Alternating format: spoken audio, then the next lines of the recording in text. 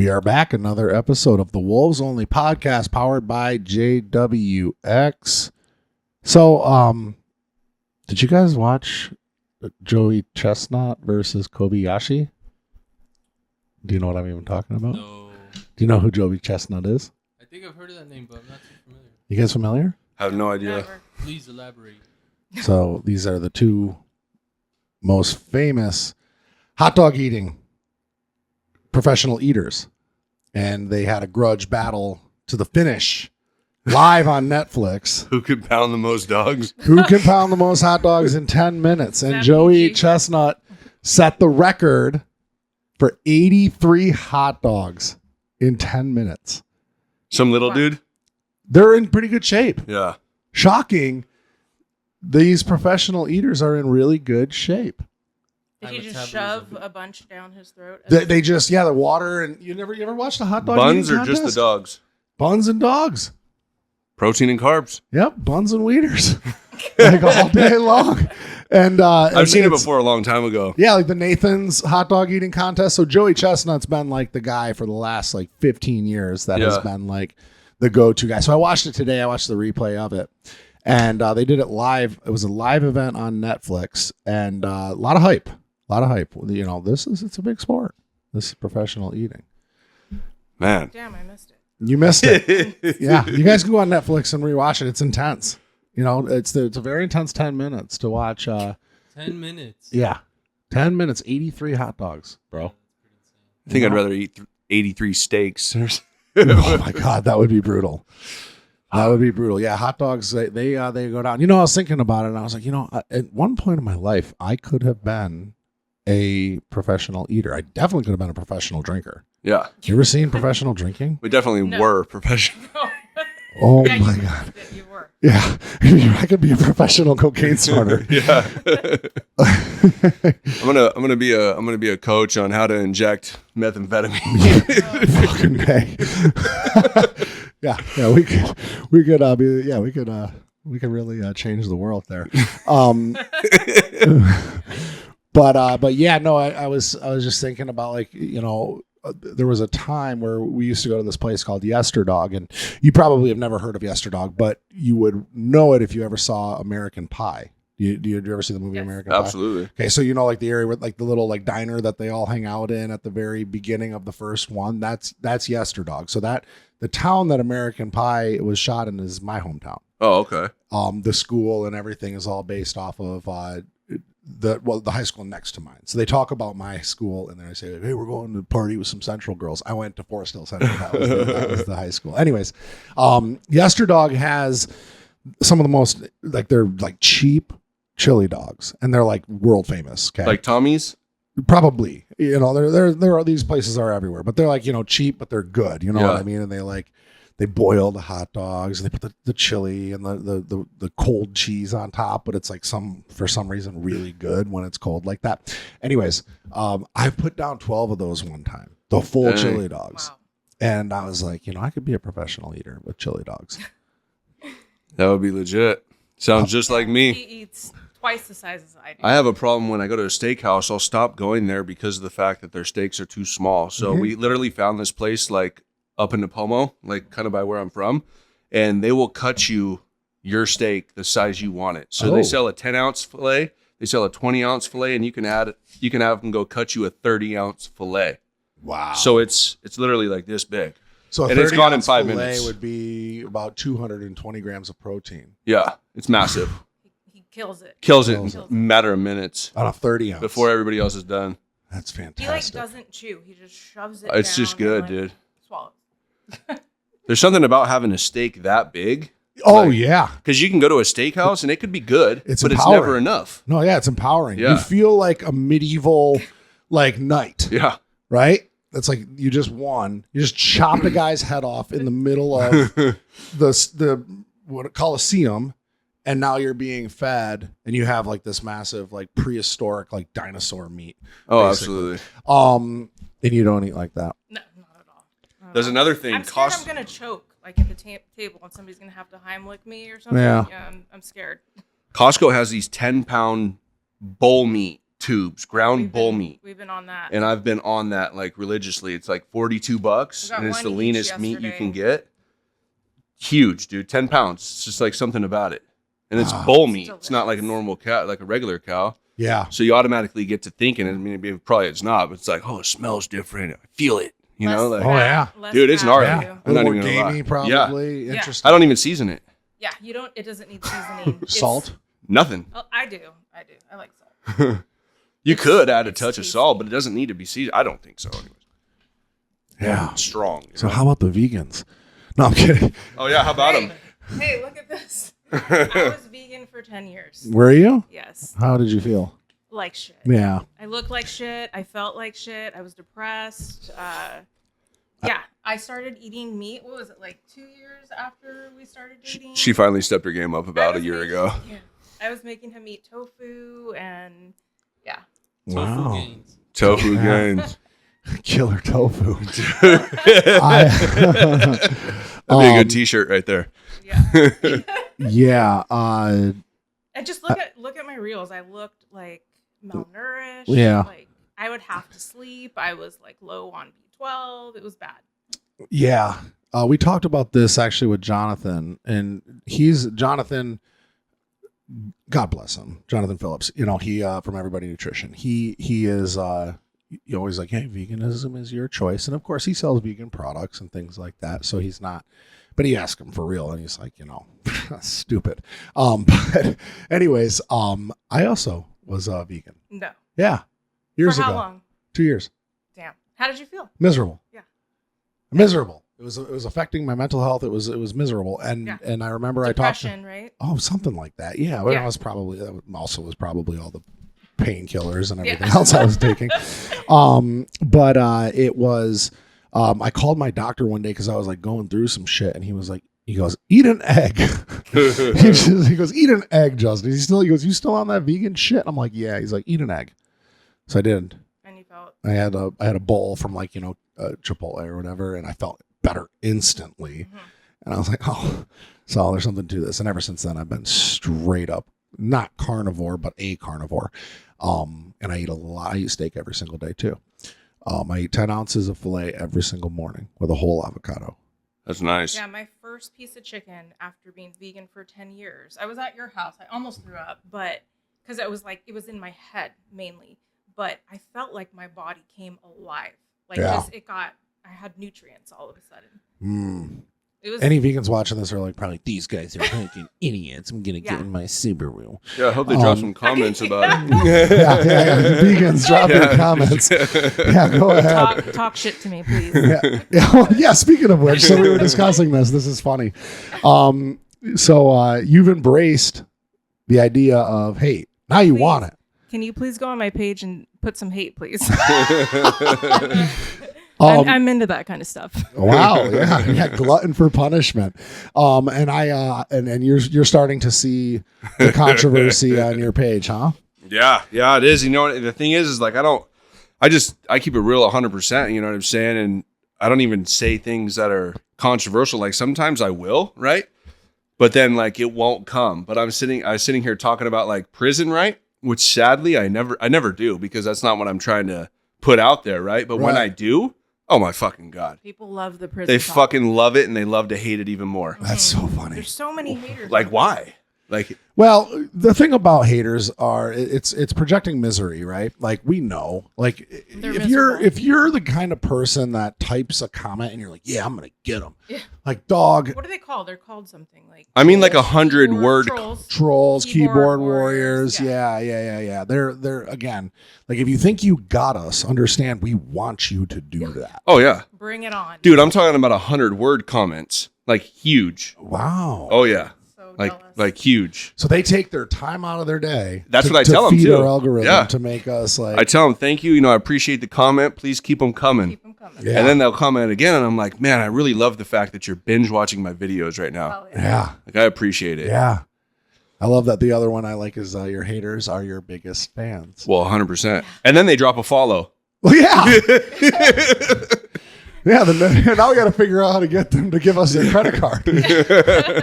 Like really though, like, you know, I've turned I've talked to you guys about this before. I've turned tons of haters into paying clients. Yeah.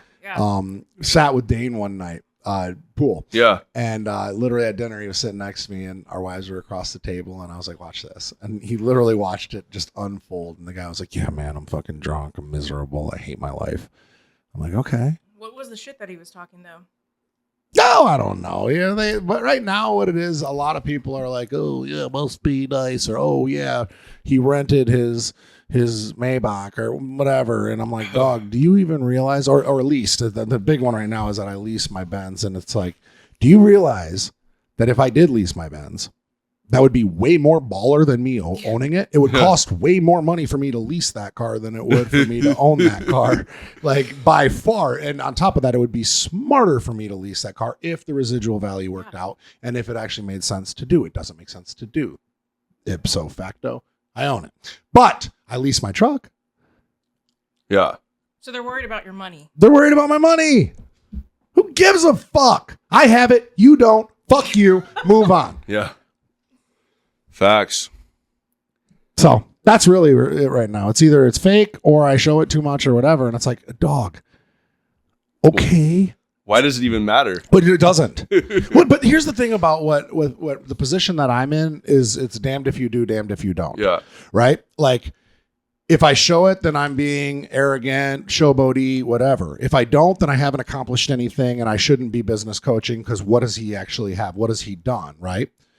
And so there's no real winning there. You know what I mean? So I feel like I've shown my lifestyle, and it's just like, that's okay. If there happens to be an expensive car in it or an expensive watch in it, that's because that's what I'm wearing. That's what I do. That's what I have. Like, fuck you. I don't care. And actually, it's actually a great thing to do, because most of the people want that lifestyle. Sure. Let's just face it. Sure. You're trying to sell something. 100%. But I also think that a lot of people that are influencers or business mentors or people in my position, we're showing this grind, and it's like, it doesn't really do people any service. Really, like, being like ambiguous about your grind is really teaching people new learned helplessness. Are you guys familiar with the term learned helplessness? No. Okay. So you've heard of it being a product of your environment. Right? Yeah. Okay. So it's also, that's like a concept of learned helplessness, right? Like, so like for example, like an elephant. Okay, at like a zoo or like an elephant park. Okay. If you ever look at how an elephant's tied up, they're tied up with a little tiny rope, right? Now you would imagine a 4-ton elephant could rip through that, right? But because they were attached to that rope since they were a little baby, and it would hurt if they tried to pull away, they learned that would cause pain if they tried to pull away. So as they grew up, they knew that rope was there.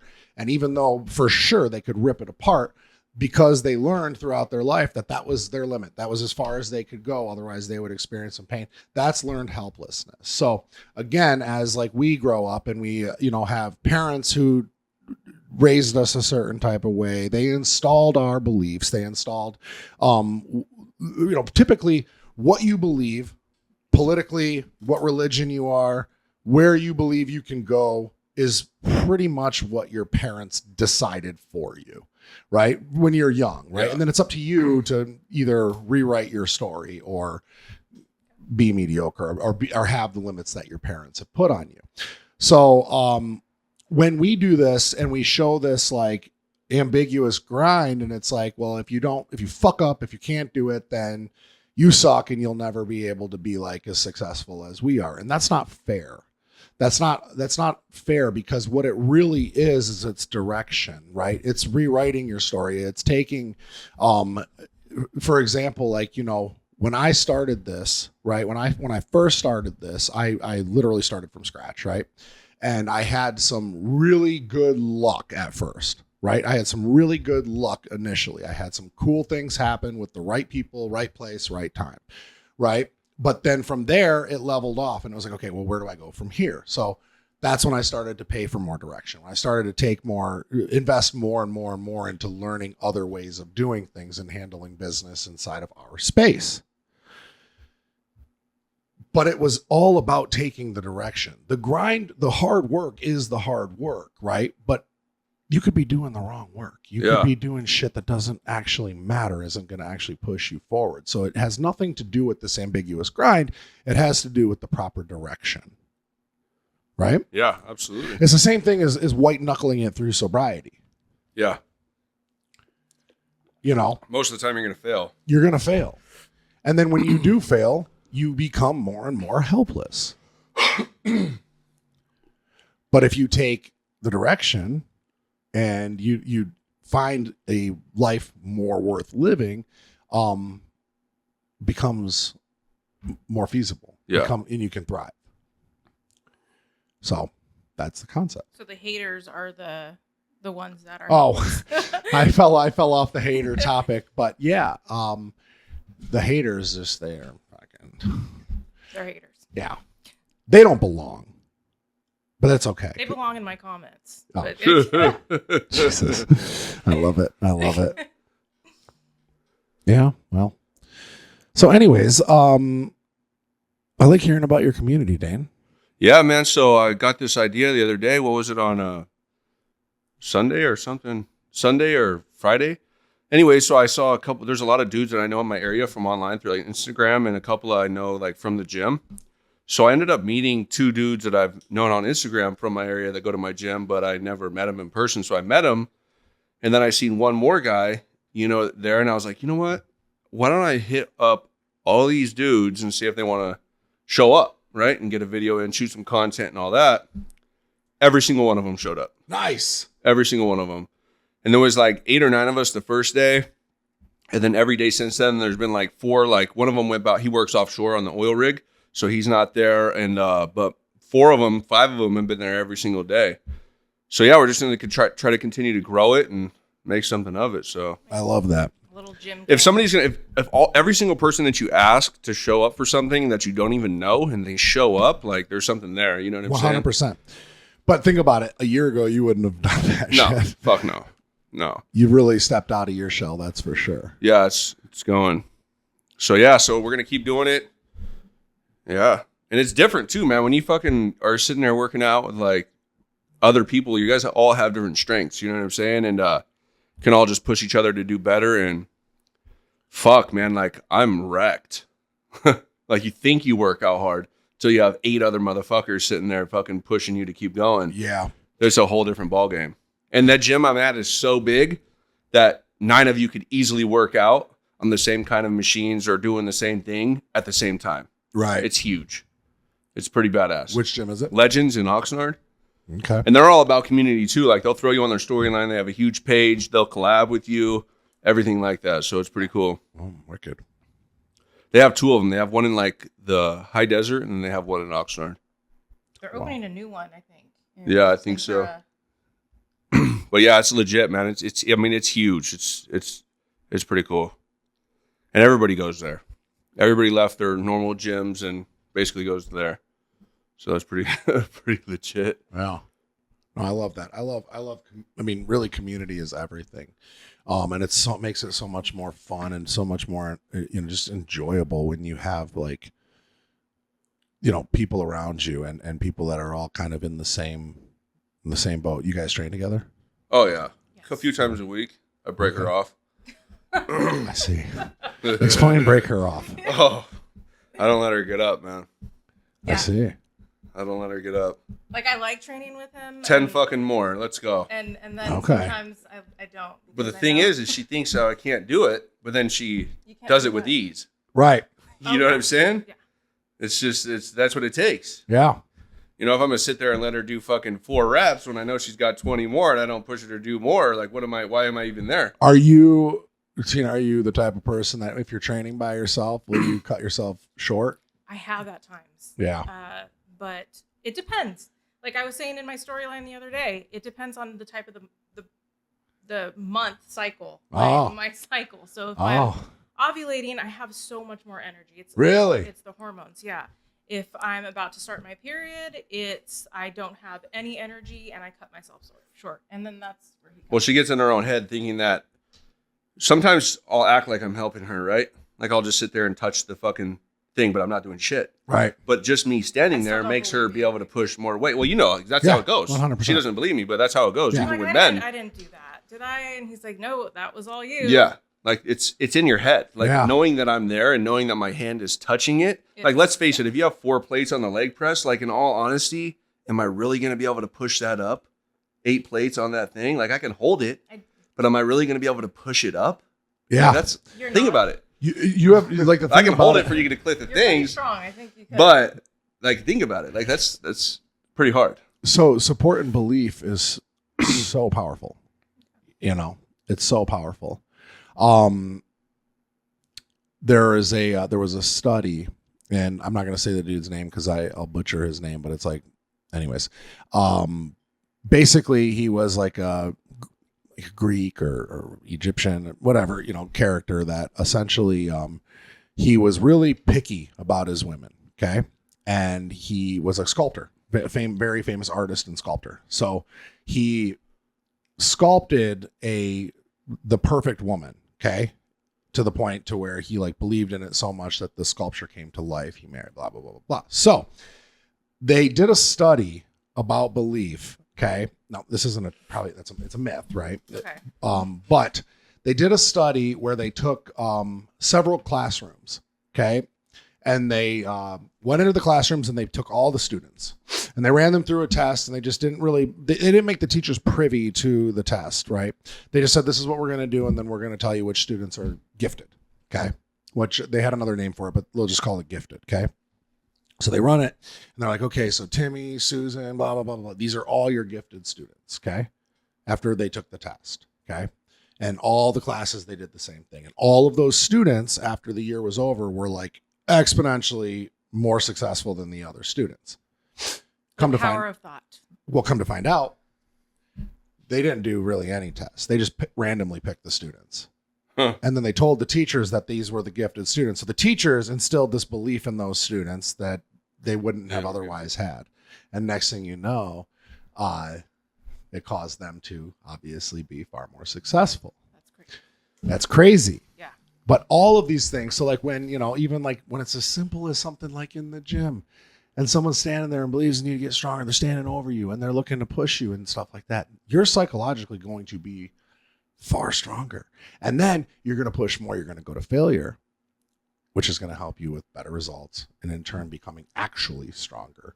And it has a lot to do with like trust too. So if I go in there and I'm doing bench for whatever, 4 plates or whatever I'm doing, and I tell her, all right, come over here. You know what I mean? And there's no way in God's name she's going to be able to fucking hold that up. I spot him So when she's he's like, doing chest. so I'm she's like, why I got this. don't you ask that guy? I was like, oh no, I don't want that fucking guy.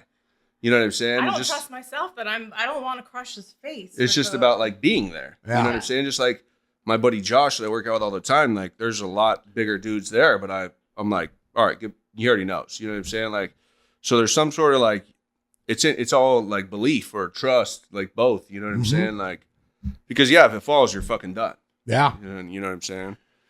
No doubt. And that dude doesn't old fucking Joe doesn't push me to do fucking more. You know what I mean? You Right. push me to do more. You know what I mean? Like, so it's something about it for sure. Interesting. I love it. What about you? Do you have a spotter, or do you push yourself No, I don't push myself. when you're by yourself? No, honestly, I go through the movements. I train really high volume. So everything I do is like super light. So yeah, I go to failure, but I don't train heavy. Do you have a trainer? You have a coach? Yeah. Well, yeah. Yeah. Have to. Brandon Beckridge. Brandon that's Beckridge is right. my coach. That's Yeah. right. Yes. And then Jonathan does a lot for me too. Okay. Yeah, Brandon's He's huge. dude knows his shit. Yep. Yeah, you have to have a coach. It's an absolute must. There is no like, and to be a coach and not have a coach is like the most hypocritical shit I've ever heard. Yeah. Like, so yeah, no, I pay a coach. I pay, a number of coaches. That's awesome. I pay a golf coach. Dude, how I about think that? I need a golf coach. Dude, I want to fucking go golfing, dude. But how about fucking Macro Matt, bro, hitting the screen? Oh my God. Dude, I watched that like 10 times. I was sitting there and I was like, should I get up? And Matt's like, nah, I'm good. And I'm like, I'm gonna get up. Yeah. Should have backed the cart up. But what's even funnier is that was the first day I joined that country club. Oh, really? Yeah. So I got my membership, and then next thing you know, we're returning a cart with a crushed screen. But and there's more to that story. And I don't know if you want me to go into it, but either way, yeah, I got up and I was like, you know what, I'm just gonna get out of the cart and just, you know, but my head, because I would have been looking back watching him swing, my head would have been right there. I would have been fucking dead. Oh my. Was that his first time? No. Golfing? Yeah. No, we golf like every week. Yeah. No, he's a you know, we're both like very inconsistent. Like we're both good, but we're also really bad. And that's kind of how golf works. Golf's pretty hard. That's really hard. It's funny because when I was like a tall, like thin guy, I was really good, like really good. And then when I got Your fat, arms are in the way. yeah. Then when I got fat, I was still good. You know, I was drunk, so it didn't really, you know, help my game.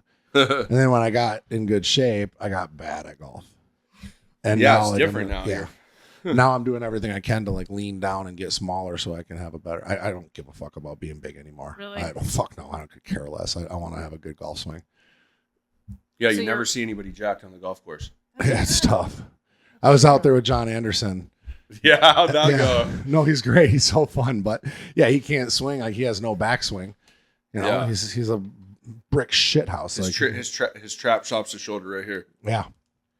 So he does like a half like chop swing, and it's entertaining to watch. But you know, it was cool. You know what's funny though is we teed off up on the first hole, and I fucking just smoked it right into the water. Like no, like it was like not even. I had to like I completely forgot everything that I've ever known.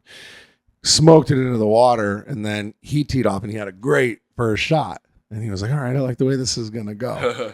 Well, then after the next hole, I just fucking turned it on, and it was like, he's like, dude, you just kind of built my confidence and then crushed my confidence all at the same time. Lured him in. Yeah, but and that's another game of just confidence and belief. I was at dinner. Last night with Tony Blauer. Who's very, very well known in our industry, and he does some mindset coaching and fear-based coaching for the PGA. And it's funny, he was working with a cat, and he told me the story about this, and you know, now I know who the guy is. But he was about to lose his PGA, his pro card, and started working with him. And Tony's not, I don't think he's a golfer. He's like a martial artist, like fighter. But anyways, he started working with him on belief and fear, and then he started winning tournaments again. And his career really started to take off. That's what it's all about, man. Like even on a day-to-day basis, if you don't stay like focused and you let any sort of some sort of disbelief enter your mind, it affects everything. Yeah, it's kind of like that thing that Jay did at the event where you step into your Most elite self. Yeah. Yep. And it's like, do that every day, that not just once. It's not, you know, Yep. constantly remind yourself. So it's called NLP. Okay. NLP or NPL. NLP.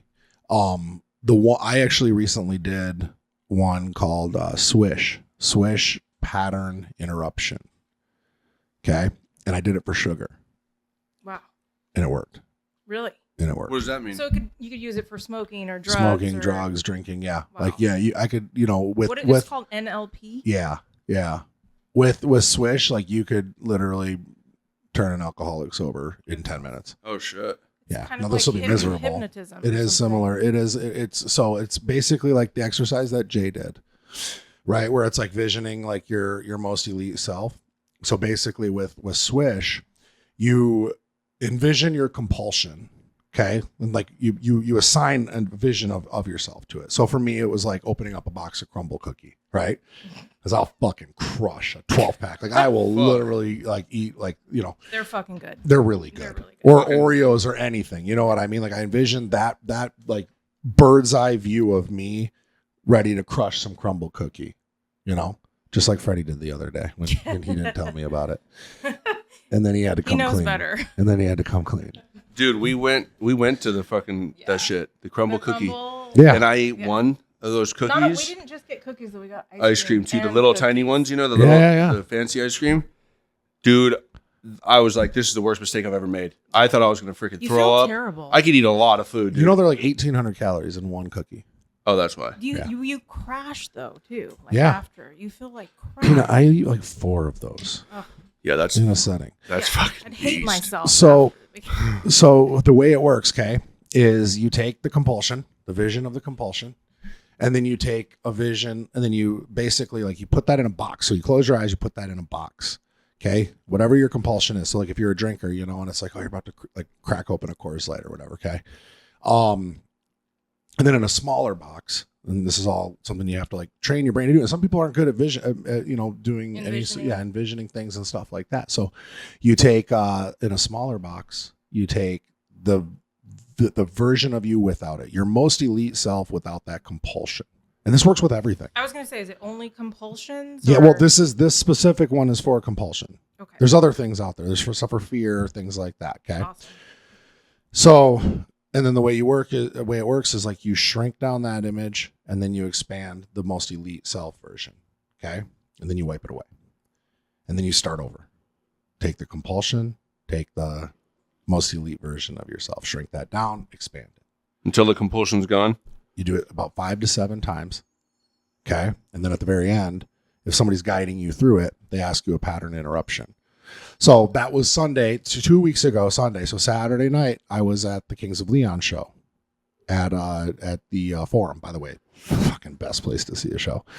And so after we did it, and you might remember Jim Hunziker, Maybe. sobriety coach in JWX. Yeah. Okay. He's from like Chicago. He's the one who guided me through it. So, at the very end, after we did it 5, 6, 7 times, he goes, how was the Kings of Leon show? I was, huh? And that's your pattern interruption. So you completely non-related. Yeah. And he's like, all right, now close your eyes and try to picture yourself opening that box of crumble cookie. Couldn't even see it. Damn. Okay. I gotta do it. That afternoon. So Lizzie, this is like something that's like normal in our household. Okay. She's the type of person that can have a half a glass of wine, right? Yeah. She also can have a half a cookie and leave the other half and save it for 6 days later. You know what I mean? Same. You can do that. Oh yeah. Okay. Oh yeah. Fucking right? Like not even possible. It's a waste. Right. Yeah. So like typically, like let's just say she's having like one of those legendary like cinnamon rolls, or like even if something healthy, like to the point where but it's still sweet and tasty, you know, like a Quest bar. She'll eat half of it and she'll save it for later, but she always sets it on a little plate next to where I mix up my pre-workouts and stuff. And like notoriously every day I grab it without even thinking and I pop it in my mouth. She's like, hey, I was saving that for later. Literally every day this happens. Yeah. That sounds Okay. familiar. Sure. I would imagine. Right. Right. So I didn't tell her that I did this process. Okay. And then we were headed to South Coast that afternoon to just blow a ton of money. And I said to her, I go, oh, by the way, I did this swish pattern interruption thing. And I explained it to her and she goes, well, yeah, I noticed that you didn't eat my other half of my Quest bar. And it didn't even faze me. And I remember looking down and seeing it. Wow. And being like, no. So now it's been crazy. Not a single craving for sugar, nothing. And it's been like, and believe me, like we were just in Catalina. I had salty dinners, steak dinners, went to the Sailor's ice cream shop right there. Like went right through the line, looked at the ice cream. And I was like, nah, that's not for me. Damn. So does he do it for everybody? Is he like a licensed or Jim? yeah. Is that what he does? So, well, He's a sobriety coach, so right? yeah, he's still testing out. Like this is new for him to be teaching. Okay. So he was just testing it. What do you want it But on? it worked. What do you want it on? Me? Yeah. What's your compulsion? Okay. Well, I don't have compulsions. I'm never gonna Nothing? stop. I'm never gonna stop eating your leftovers. So let's get this straight. What I want it for is like when you called us up on stage on the platform, public speaking, and Yeah. to get my Different point process. across. Yep. Okay. Different process. But it's a fear though. Yep. So it's Yep. completely- As a matter of fact, it's not this exact process. It's a different one. And as a matter of fact, Jim is trying to have me come back to do it for snakes. Dude, that's What what I are was gonna ask you right now. Snakes and skydiving. Yeah. Yeah. I'm not afraid to skydive, but You're scared of snakes too. But I'm definitely afraid of snakes. Me too, Wow. dude. And the thing about it, though, that I'm having a hard time with is that, like, how the fuck am I going to test it? I mean, the only way it's going to work is if I fall into a pit of snakes. Because there's no Somebody fucking way needs I'm to going to be. bring their snake around you No, Malibu Creek Canyon hike. There's thousands of during rattlesnakes. summertime. Yeah. Wow, I will not you're around even a go. fucking rattler. No, Well, but that's you the- need somebody to bring their snake to you. Like a boa constrictor. I won't even go. A boa constrictor. Yeah. It won't even bite. They don't bite. And Like nothing. just So there's Well, nothing really to be scared of. They all bite. no. Well, Not- those not things if are they've like- eaten and they're friendly. You're not afraid of snakes? Not at all. I used to have them. Really? Yeah. Dude, And you she put them like around your neck and Yeah. I used to cuddle with them. I used to just play with them. Cuddle? Kiss them. with a snake? Let me tell you a story real quick. I had a spider too, and the fuck's wrong with you? He's scared of spiders. I got. So she fucking bought a pet spider. Yeah. Like a And- tarantula? No. It's A little an jumping European spider doesn't spider. bite. They get about like that big, but I would like play with it and have it crawl up my arm, and he is definitely scared of spiders. So I would put it on him, and he was like, he did pretty good, I think. We were in we go to Yosemite a lot, so we rented this fifth wheel, like a trailer, you know, like Sure. try out something new. Oh gosh. We were outside, and she's like, "Oh, babe, there's a snake out here." So she's out there, I'm fucking I'm like, talking. She's talking to the snake, and I'm Oh, like, yeah. "Babe, that's a I'm rattlesnake." like, no, it's not. I was So like, she- I'm about to pick it up. It's so cute. So she Google lenses it, and it's a freaking rattlesnake. She's like, "Oh, It was come here, right friend. next to me. Come here." Like this far from her, a rattlesnake. Baby too, which is more poisonous. Yeah. Is that right? I believe. If there's a spider in the house, and I'll freaking get reamed if I just smash it. She'll will go over there, and So she'll you- get a piece of paper and a glass, and she'll take it outside, no matter what kind of spider it It's is. the inner vegan in me. Jesus Christ. I've been bitten by a brown recluse before, dude. Really? And that's just no joke. No, you ate 3 holes in my arm right here, and you could literally pull cores of pus out of my arm, like the seeds of my finger. I thought that All was the a other stab ones. wound. This one's not. Okay. But you could still see like the holes. Like my dad got bit by one too. Oh, God. Oh yeah. No, I'm good on spiders, dude. Jumping spiders, you get used to them. Like they don't They're bite. cute. They're really cute. It's like this little They're fuzzy little they look like teddy thing, bears. you know? It's not. Fuck that. No, I don't like spiders either. Honestly, I don't even like birds. Neither do I, and she has 2 of them. I got birds. You have like a fucking zoo at your house? Dude. Oh, there's more. She has a I have a lizard too. lizard too. Oh, my God. Freddie, these people. Dr. Doolittle. There's Dr. Doolittle. Yeah, I just have 2 dogs. And they're like the cuddliest, They're cutest so little cute. things They're ever. so cute. The lizard's pretty chill though. I gotta. We never see it, but What do you mean? it's in a cage in her son's room. But it's like it doesn't do anything. Like it just Right. sits there, Chills. Yeah. you know. That's funny. So it's You have 2 parrots, right? I have a cockatoo and a budgie. say the first one again. Cockatoo Yeah. and a budgie.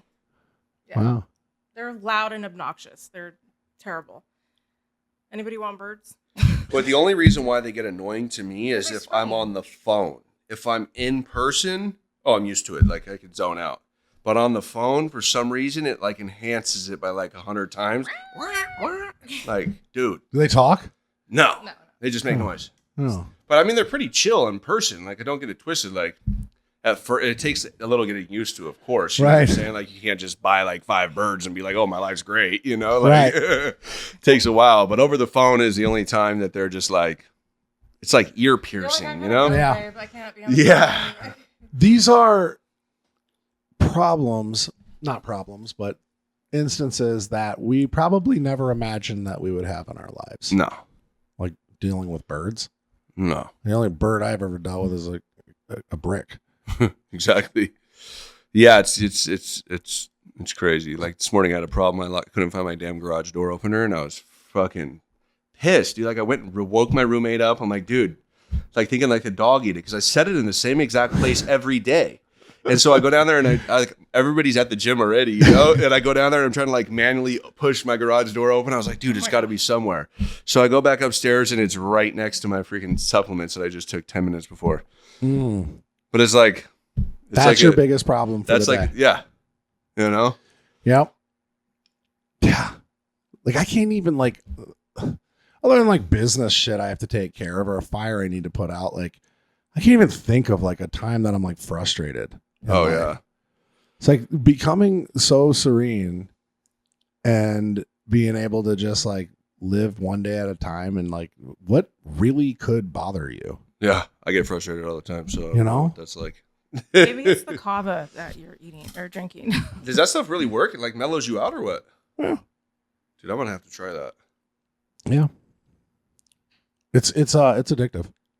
That's fine. Is it natural? It's Yeah. like physically addictive. Like, No, I don't think you'll like have withdrawals. okay. But it's just like anything that you like. Coffee. Well, yeah, no, yeah. Like I said, don't go without it. I found myself like Needing it or not needing it, but like I just don't like. It's just part of my routine now. Yeah. You know what I mean? And like it's like if I'm like running out, I'm like I gotta go pick up some more. Yeah, You it's know like what I mean? Zens or vape or anything. You know? Right, Like, right. That's the yeah. And so to me, it was like I had to question myself a little bit on it because I was like, you know, am I abusing it? Do I take more than like what they recommend? Probably, But you're also. I'm not burning my life to the ground with kava. Like, Yeah. you know. But yeah, no, it's probably, yeah, I think, you know, it's a good thing. I like it. I'm You know going what I to mean? try it. It's not crystal meth. No. Is it like an upper or like relaxer? So I don't know. It like Lizzie drinks one before she goes to bed and it relaxes nice. her. I don't need that. Like I just fall asleep regardless of Yeah. what I could have 10 Celsiuses and still go to sleep.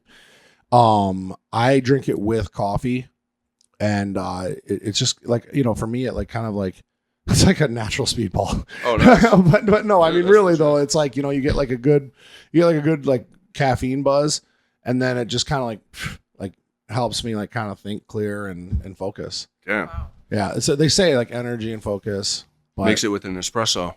yeah. So I was drinking in my coffee, but it's actually like it just doesn't taste good with the coffee, but it tastes great with Celsius. Yeah. Yeah. So Gava and pre-workout. well, yeah. I drink it like usually because I'll have a few coffees or I'll have a few like, you know, while I'm working in the morning. Yeah. And then I don't even need to take pre-workout. That's cool. So like typically I just take a pump. And then like today I backed off because the coffee just wasn't tasting good to me. So I was like, I backed off and I put some of Matt Amon's good shit. Dude, And it's good, it huh? is, yeah, I know it's really good. But I put a little, just a titch in there, and fucking crushed a big leg. Yeah. That's the thing about that stuff, man, is like I don't get a crash. I feel it like 3 minutes after I take it. Yeah, I looked at the ingredients too. It's not like there's anything No. proprietary in it, Mm-mm. but for whatever reason, it is actually good shit. It's the willow bark extract. Is that what it is? I don't know, probably. Oh, I don't even know. Yeah, I don't even know what that means. Neither do I, but it's the only thing I've never seen before. Interesting. But yeah, it's good, man. Wicked. What else? I heard from Lizzie that we actually met the same way that you guys did. Did you know that? Like through friends? No, you were in rehab? Yeah. Yep. Because I was like, hey, like, we used I was only 90 days sober when I got approached by this woman. I was like, we used to hang out at this beach a lot. And she was like, oh, yeah, we did too. And I was like, oh, really? So we kind of talked and we figured out that we kind of have like the same like issue. You were like newly sober. Yeah. So was this guy. Mm-hmm. Definitely was taken advantage of. Yeah, he loves to tell this story. Oh, really? No, I'm just kidding. No, yeah. You're like, oh, really? Yeah. No, yeah. When my wife met me, I had a curfew. Me too. That's the same. Yeah, I exactly. had a curfew. I had to ask permission to do overnights. Same. I was in outpatient at the time, so I had some more freedoms. Oh yeah, no, I had it my way in the last one. Just You told them what? I told him what I wanted, Yeah. pretty much. You know. Yeah, I probably could have done that from the get-go. I was cash pay. But, you know, I mean, I just played by the rules. Yeah. And after you do that, I had like, you know, like going into a new rehab with 90 days. I think I actually had like 4 months. You know, because I put myself through multiple different ones. Mm-hmm. I went to detox, and I went to another facility. Then I went to another facility. Then I went to another facility, and then I went to sober living. Right. And I didn't have to, you know, but I felt like what's it going to hurt? You know what I mean? And so having like a little bit of clean time going into this place, there was already like that level of, you're already a little farther along, you know what I'm saying? So there's a little bit more leeway. Plus, you know, I really vibed with the guys that work there. Like they've been to prison, like the whole nine, you know what I'm saying? So we could relate kind of like on a different level compared to everybody else there.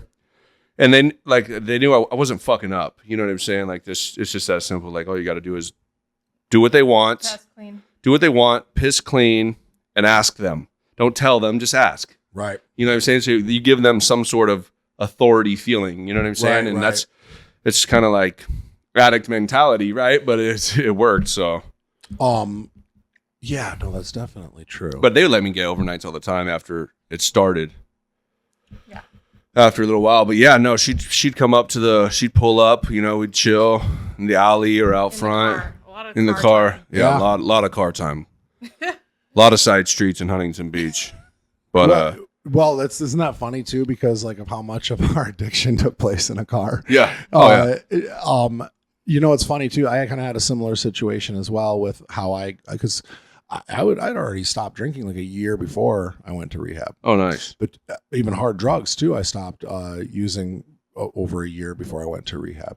Oh, wow. It was like I took Adderall, but maybe just a little bit overprescribed, just because I was in drug court. So like obviously like they monitored everything, and I knew how to like take a little bit of extra but flush out. You know what I mean? But no, it was nitrous oxide that is why. Oh, that's Yeah, right. Yeah, you did say that. Yeah, so like I didn't have like any detoxing or anything like that. I had done some damage to my body from that much, the amount of nitrous that I was using, but I didn't have like any detox or anything like that. It was really like getting sober was the easy part, but the mental health part and like the accepting my sobriety and accepting that this was the way my life was going to be forever. That was like why I believe that I took such a long program, because I was in rehab for 5 months. Oh, nice. But I had already been like, you know, I went into rehab weeks and weeks and weeks without touching anything. Adderall was out of my system. Everything was out of my system. So it wasn't like, you know, there wasn't anything like that. The only thing that I was like given was like Seroquel and like whatever everybody else in rehab. Now everybody's getting addicted to that. My fucking roommate's addicted to that shit. Seroquel? Sleeps. Makes you lazy and tired. It makes you eat everything in sight too.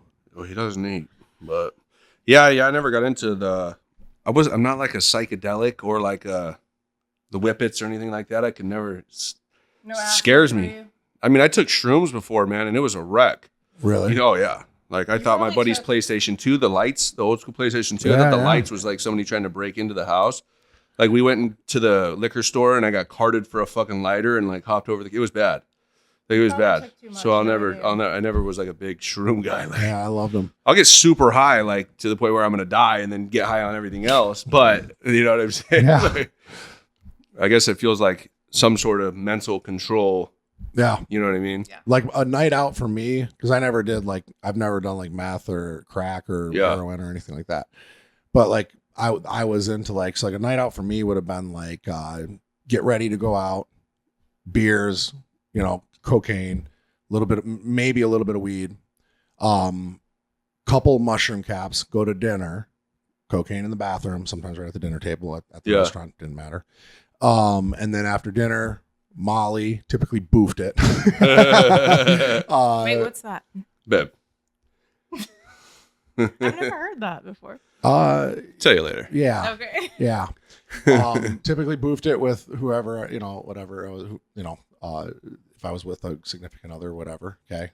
And then go out to the clubs, cocaine, more Molly, more mushrooms. And then we would all go to like people's homes, and then it was ketamine time.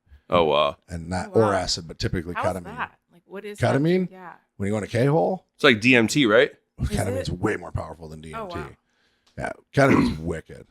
Ketamine is wicked. Like different dimension, completely different dimension. I've been in like modern homes, like really nice, like modern homes, and like all the furniture turned into like old Victorian furniture. So it's like psychedelic. Oh yeah. Okay. Oh yeah. I've seen some people have some very, very bad trips. Oh yeah. And I think that's what scared me. I remember back in the day, I had a homegirl that would smoke, what is it I just said? DMT. DMT. And I actually was selling it at the time, you know, but I guess she had dyed her hair red, you know, and next thing you know, when she comes out of her trip, out of the bathroom, like 4 hours later, said, "Oh, I was swimming in my own blood because the fucking hair dye was in the bathtub." Yeah, I could see how that. Right? Like, Yeah. like crazy shit. See, like, I never. I've done DMT numerous times, and it's a short high. It's a really short high, and it was, you know, it's funny actually. The first time I did DMT was on a pontoon with a kid named Paul Simon, and his dad was a cop, and it was like the time of my life. I fell in love with that drug right then. And there's like a process to smoking DMT if you're not vaping it. You know, you use butane torch. It's very much like taking a dab, and I really liked DMT. But the minute I found ketamine, it was like what's the point of DMT? yeah. Yeah, no, that's how, before I went to rehab, that's how I was doing fentanyl, is through a dab bong. Oh, really? Yeah, dabbing it like 6 to 10 grams a day. It was gnarly. So they have these electronic devices that you see at all the smoke shops now. And just like that. Electric needle or electric nail? Yeah. Yeah, I had all that shit. Or the bongs. It's gnarly. So drugs are fun. No. Yeah. Well, anyways, but it's interesting. You know, what I love, and some people watching this may be like, well, how do these guys joke around about it? And it's like, dog, if you can't joke around about it at this point, Yeah. like, what's the fucking point? Okay. Listen, we understand people are still struggling. We understand that, you know, it's not funny, but when you're on the other side, you'll understand that, you know, it's not as, it's laughable, Yeah, now it is for sure. you know, and It especially was actually laughable then too. When I was doing it. True. You should be able to laugh at yourself. 100%. You know, I always say you really can't offend a drug addict. It's not possible. Maybe it is, but not somebody thriving in recovery. Maybe somebody that's dope sick. Yeah, no, they're easily offended. And the thing about being an addict, and I say this all the time, it's like, you know, I take an addict over anybody. You know, we have a level of commitment that's unparalleled. So for us, like, you know, it is like, you know, it is funny. It's like, you know, we've been there. We get it. We know what it's like. I heard Brett Granger say this the other day. He said that, especially people in AA, that we are the most judgmental, non-judgmental people in the world. And I thought that was pretty good. Yeah. Because it's like, we're not judging you for the drug. It's like, dog, we get it. We've been there, but like, you got to see what we got. Yeah. And that's special. You know? I would say more non-judgmental than anything. Well, yeah. But it's like, you know, when we see guys that are in it, you know, I'm like, wow, that guy's on a hot one. You know what I mean? Like, because we know what he's going through. We know the feeling, you know? And so it's like we do judge, but it's not like, ew, like, what's wrong with that guy? It's like, yo, dog, like, what's up? Like, Some dude pulled up next to me the other day when I was going to the gym in the morning. It was still dark out. And this dude had his windows cracked down like 1 inch, tinted windows, and all I could see is the flame just swallowing the pipe. Like, I'm like, in Camarillo, like, you know what I'm saying? Like, man. and that would have been like a meth thing? Yeah, or? meth, yeah. And actually, the thought that came to my mind, I was like, dude, that's gross. You're doing it totally wrong. Like burning it, you know? Like, and then he turned the corner and he had Oklahoma plates, and I was like, oh, okay. That's why. That makes sense. I see it. It's like biker meth. Yeah. Dirty. Just grimier out there, you know? Like, Oh, yeah. they just don't care, you know? I see. Yeah, just smoke it if you got it. Fuck. Well, you know, like I said, I think the biggest thing is I never knew anyone that smoked meth. Oh, I didn't know really? anyone that did like heroin. It was never seen it before. Yeah. Never seen it done. The first time I saw it actually done was like 2 years ago. Oh, wow. Really? Yeah. I was in Boston. I was filming that movie. Oh, wow. And I was like, we were in like we had like this like big like Sprinter van that we were like transported around in, and we were leaving the gas station, turning the corner, and I saw a guy, and I assume it was heroin. And he was like fucking standing right on the side of the road in Boston, like jacking it. And I was like, that guy's doing heroin, I imagine. Yeah, I hear it's big out there. And that was the first time I'd ever even seen it. Damn. And I've been involved in drugs my whole adult life. Yeah. Maybe it was the location you were from. Where'd you grow up? The environment. It's Yeah. more of like Yeah. a ghetto. The people that Yeah, live there. yeah, no, yeah. I grew up and it was like really upscale. So like, That's why they That's have the what it is. ketamine and the. yeah, all the party Yeah. drugs and things like that. It was a lot more Coke. yeah, a lot of coke. Yeah. But and I've heard now that and we I went through like my fair share of prescription painkillers, but it never got worse than that. As a matter of fact, Oxycotton is what saved my life. How so? Well, I didn't save my life, but like it like got me off painkillers. Because that shit got you so fucking high. No, because I was terrified of it. Oh, yeah. I was terrified of it. Because I wasn't going to quit drinking. You know what I mean? And I heard that, and I wasn't going to quit taking benzos. So I had heard that like drinking and benzos and Oxycontin was like the cocktail to die. Oh, it is 100%. Yeah, I was the first time I did Oxycotton back in the day when they were the 80s, the originals, like the good shit. Me and my buddy Chance, we used to steal them from his grandma. You know what I'm saying? I was 14 years old and I sniffed like almost a whole one, like my first time, and I was out, dude. So we started walking down the street and it was a wrap, dude. So like I went back and Wait, it so was you out can't mix benzos with alcohol.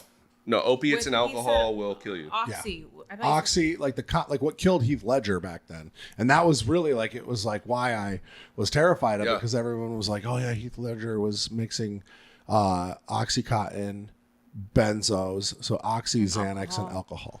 Yeah, And that was like what would like swallow you up. But then again, back then I would also take 30 Norcos, drink like a fifth of Jack Daniels Yeah. or whatever, Jim Beam or whatever I was into at the time. I would drink that and then take a ton of Klonopin and Xanax too. It was Yeah. no different, but because the word Oxycontin was attached to it. And my doctor had taken me off because, dude, I used to get prescribed so many. Like, my doctors were fucking drug dealers. Like, they were the worst. Like, Yeah. I honestly have maybe bought, and I used to take like 20, 30 narco like footballs Yeah. a day, Yeah. holy shit. dude. And I've maybe bought off the streets twice. Damn. They were all prescribed. I would have like fucking like Pog container pill bottles. Yeah. They were like this tall, just filled to the top with yellow Narcos. How did you get off those? Because the Miserable, and I didn't know. Like, there's the You thing. can, Like, like stroke out, not stroke, but like have a seizure. If you, I just like literally, it was just like pissing out of your ass for 2 months straight. Yeah. And sweating like through the sheets every single night. But like, I didn't know that was what detox was. I didn't know that I was addicted to it. I didn't know any of that stuff because it was like I didn't know anybody else that had been through it. Yeah. It wasn't talked about back then. It wasn't like it wasn't common knowledge. I'm one of the only people in my community that I know that went to rehab. Yeah. For me, it was always either meth and alcohol or coke and alcohol or coke and heroin, meth and heroin. Like, there's no heroin and alcohol. Like, that's just, you don't do that. that's what I guess I would never do really, that. I never really. You'll thought, fucking like, go out. Yeah. Simple. But you can do coke and drink a pound of fifth of Jameson. Right. You know what I'm saying? But you're not going to do that if you're on heroin or any kind of Oxycotton or anything. No, you'll be done. Done. And I always had to have one with the other. You know what Yeah. I'm saying? So like you can stay level. Yeah, it's crazy. It's crazy to even think about it because I literally it's only been 3.5 years, but I literally have to sit here and go deep into thought to rememor exactly what it was like. You know what I'm Yeah, saying? because the pattern's gone. Right? Yeah. That's just something that you can't really visualize anymore. I cannot picture myself drinking any longer. Like that, it's not even something that it would like faze me. I've never even thought like, oh, this would be a good opportunity to drink. But I will tell you that I have pictured myself, and I could still see myself with nitrous. Yeah. But I couldn't picture myself insane. doing coke. Couldn't picture myself doing any other drug. Maybe it's more socially acceptable, huh? You can buy it. It's like not a big anywhere. deal. Yeah, like, it's like, you know, it it's seems like like it's not a vaping. big deal, right? Isn't the nitrous high like 30 seconds? Isn't it? Yeah, but not when you do $1,000 of it in a half hour. Like, yeah. But actually, pound for pound, it's the most expensive drug there is. You're kidding. Oh fuck, yeah. When you're doing it like Steve-O levels, like Yeah. the way I was doing it, yeah. I mean, it was probably $1,000 to $1,200 a day thing. Wow. It's just like prison, man. Like I can't, like people always, like I start thinking about, oh, I'll make some posts about prisoners, how some sort of positive thing about it if I could. But it's like I got to sit here and go deep into thought and try to remember it. Like, it's so far in the past. Yeah. Like, that old person is like gone. Like, It's just not you anymore. Yeah. So it's hard to like sit here, and some people could just run their mouth about it all day long. Well, for one, that's not what I'm trying to promote. And for two, it's like that person's gone. Yeah. You know what I'm saying? Like, same with the drugs. Like, it doesn't bother me when people drink. Like, I think it's actually kind of retarded, right? Like, even when I see people close to me drink, it's like, what's the point? You know, like, and even if you have like a normal person living a normal life, like, it always, their alcohol consumption always increases, even if it's slow over the years. Like, you know, it's like one beer, then after work, or 2 beers or glasses of wine.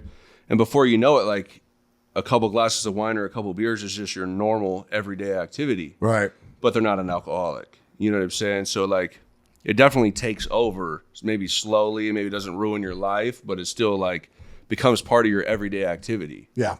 For most people, though, that have struggled in the past, they find themselves in the same place or worse if they, like, very quickly. You know, whenever you hear about people that, like, it's funny because there was a guy that took a chip at one of the meetings I was at the other day, and he had 18 years and he went out. Damn. Oh, man. And he goes, and then he just took his first year again, and he was like, you know, I can't believe how fast I could, like, how much damage I could do, how quickly. Yeah. Quick. Everything's gone. That's really scary. Yeah. And the thing is I sometimes I'll sit there and I'll think about it, like I think about how that happens to people, and I guess it just happens that quick to where, like, I've relapsed plenty of times, but I had really never had that much of sobriety. So, like, you know what I'm saying? Like, but now I sit here and think about it,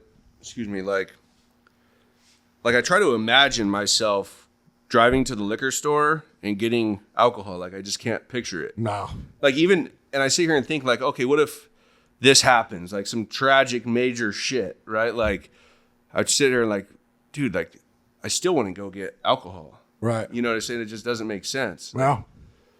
No, I've been tested a number of times since I've been sober, and it's like, that's not really a thing. Doesn't even come to my mind. No. So how do you process it then? Like, tragic Um, events?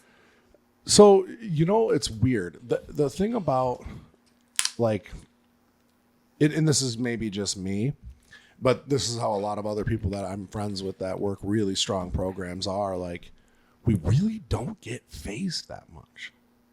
Nothing to process. I mean, really, like, I've lost friends.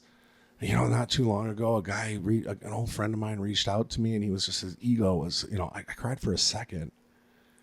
And I was like, you know, I mean, that was his thing. And it's rare too that when you like, we're around the same circle as probably we were, like, it's a surprise when something tragic happens that's not drug related. Yeah.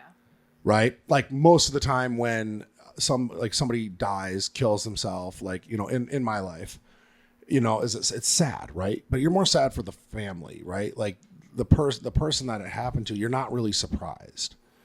You know, the last one that I dealt with was a surprise because and now when I look back at it, I'm like, oh, I'm not fucking surprised, but, like, because the way he was talking to me, and his ego was so fucking huge. Like, he could have said to me, bro, I'm struggling. Yeah. But I was like, yo, he DMs me and he's like, yo, man, how's it going? I'm like, see, you're crushing it, dude. He's like, yeah. He's like, you know, I had a little issue with my business partner, but I'm back at it. I'm grinding. And I'm like, awesome, man. Like, how are you? And he's like, dude, I'm killing it. I'm good. He's like, I got some things that I want to shoot by you. He's like, I got this stuff, this, and he's explaining me, like, things that I already have. You know what I mean? I'm like, dude, you know, that's what we do. Like, that, you know, talking about things like CRM and stuff like that. You know what I mean? He's like trying to peddle things to me, and I'm like, I'd love to work with you, but I there's nothing you can really offer me. You know what I mean? And it was going, oh yeah, cool, yeah, no.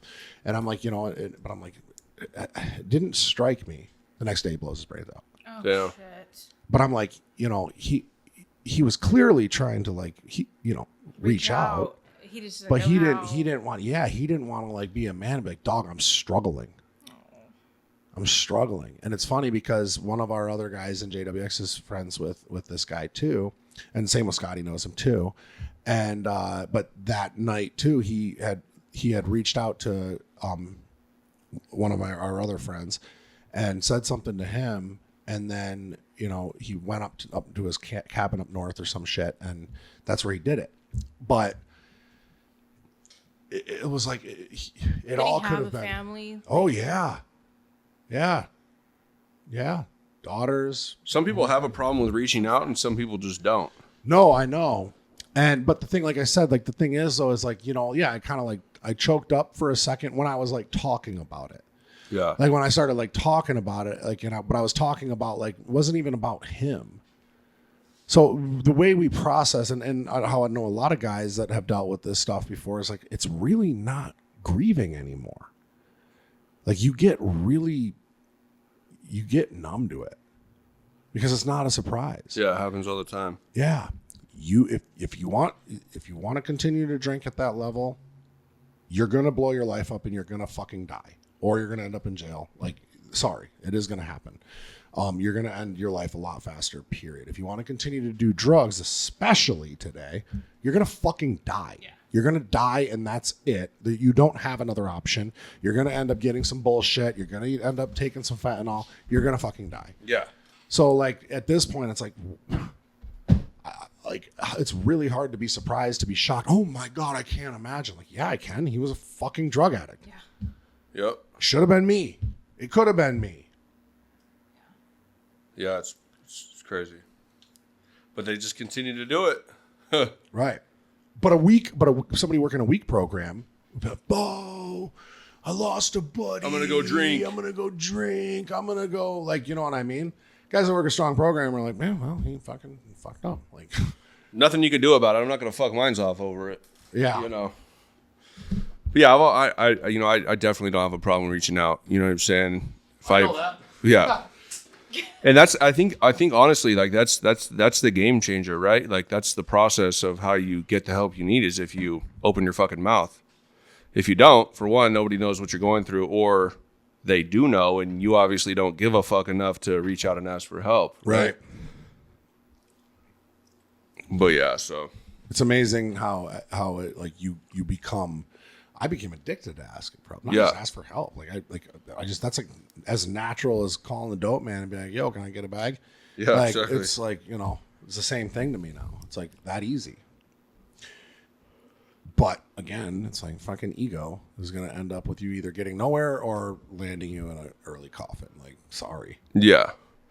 Yeah, and there's a lot of people, like dudes that I grew up with, like my best friend died 12 days into my sobriety this time. And at that point, it was pretty affecting, right? Like it didn't make me, I didn't get high, or I didn't think about getting high. Like I thought about going up there and figuring out what the fuck really happened in that fucking room, right? But I didn't think about getting high, and now like I see like certain people, it's crazy the effect that like me just changing my life and like people that I don't even know are actually watching, and it's making them want to do better, right? Like a lot of people, like recently, like my cousin, he just he's clean, he hit me up, and I'm at this point I'm like, okay, cool, keep it up, like you got 30 days clean, like cool, hit me back next month, like, or let me know, like, but I'm not gonna fucking, I'm here to help, but I'm not gonna fucking put myself out there if you're not even gonna take it serious. Like I need to see something, right? And I think maybe like my sister wouldn't talk to me for a long time this time, like, right? Like she's tired of me coming in and out of her life. So what did it take, like a year before she would even fucking talk to me, right? And it actually is pretty beneficial, you know what I mean? And my sobriety date's her birthday, as a matter of fact. But yeah, so. Yeah, I remember you were like mad. I was fucking You pissed. were mad at her, and I'm like, well, can you blame her? I mean. Yeah, no. Yeah, but it's crazy. It's like so far in the past, but people pay attention, right? Like people are going to ask for help or they're fucking not. Like I had a dude reach out to me 2 days ago. He said, oh yeah, you're right, man. When I was talking about, hanging around the right people, like you can hang out with fucking losers or you can hang out with people that push you to do better. It's fucking simple. It's that simple, right? Right. You can hang out with people that want to win or people that want to lose, right? And so he hit me up. He's all, dude, like this totally hit me. You know what I'm saying? Like I drank the other day and I'm doing a line of speed and I almost fucking went off the deep end. You know what I'm saying? So it's cool. Like I put myself out there to like go ahead and hit me up. Let's talk or whatever, you know. But Right. there's also so I like that, you know. You also I need boundaries, though. 100%. You know, like. But a lot of times, people that hit me up that I don't even know, like that I know of, but like that I've never met. You know what I'm saying? Which is cool. I like that fact. But Yeah, but they feel like they know you. Yeah. exactly, yeah. Yeah. Well, a lot of them feel like they know you because they can relate. They relate to the shit that you talk about. You know what I'm Right. saying? And that's what it's all about, is helping somebody else, right? The next person. But if they listen, they listen. If they don't, they don't, you know? Right, Like it's right. funny because a lot of dudes at the same time are like, oh, this fucking dude, right? Like, yeah, okay, like this fucking dude's not stuck in the motel room anymore and he knows how to get out of that situation, but listen to this fucking dude, right? Yeah. You know, like, but yeah, that's the thing, is they're not done until they're done. You have to do it for yourself. Like, it doesn't matter. Nothing matters besides that. It's the Right. only way that you'll change. What do you got for us, Martina? I don't know. Put me on the spot. Do you practice Al-Anon? Do I what? Do you do Al-Anon? I do Al-Anon, actually. I have, my mother is an alcoholic. She has, what is it? Talking to the microphone. 25 years? No, 35 years. Some 25 crazy and amount of years sober. Ramona has 35 years. Yeah. My mother's partner has 35, and my father is still an alcoholic. So I have a lot of Al-Anon issues. And it's incredibly helpful, though. Every time we're fighting, even, I will do an Al-Anon meeting, and it just put the focus back on you. Yeah. So instead of being like codependent, worried about the other person, what they're doing, you just focus on you. Mm-hmm. A lot of cases, Al-Anon is like more intense than AA. It's pretty awesome. A lot of the people in Al-Anon, though, they complain a lot, which I can't stand complaining. It's like a pet peeve. Mm-hmm. But when they tell their stories and I can relate to exactly what they're going through, it's helpful and I recommend it. But there are a lot of little whiny bitches. Oh, okay. Well, there's a lot of butch bitches too. Remember that one? We would do Al-Anon. We would do Al-Anon meetings together. I'm like, you got to hear this. You're codependent too. And Like straight biker status. Oh, bro. yeah. Oh yeah. Wow, they're fucking you. Yeah, bro. Like, Yeah. Wow. yeah, you remember that one? yeah. There's many. It's good though. I think Al-Anon is a great thing. I mean, Have you ever tried an Al-Anon meeting? I have no desire. Same. I have no Yeah, desire. I've done AA meetings since I was 5 years old with my mom. Oh, so really? I'm very familiar with sobriety community and going to meetings and yeah. Well, that's the thing, is all the programs work if you are there to actually work it. Yeah, any program would work, right? Like, For sure. but yeah, it's Take it or leave it. it's really good though. It's good that it exists. Have you guys ever seen Bill W.'s documentary? It was like a No. movie. No. It's good. What's it on? I think Amazon. Yeah, look it up. No, never seen it. Yeah, that'll be legit. Maybe we can do that tonight. Yeah, it's really good. His story is fantastic, and just like how AA became a thing was really fantastic. It's good, man. This was fun. Yeah. This was fun. Oh yeah. If you guys enjoyed what you saw, make sure you comment, like it, subscribe, all that good stuff. We'll make sure to put all the contact information for Dane and Tina down below. And we'll see you guys next time on the Wolves Only podcast, powered by JWX. Let's go.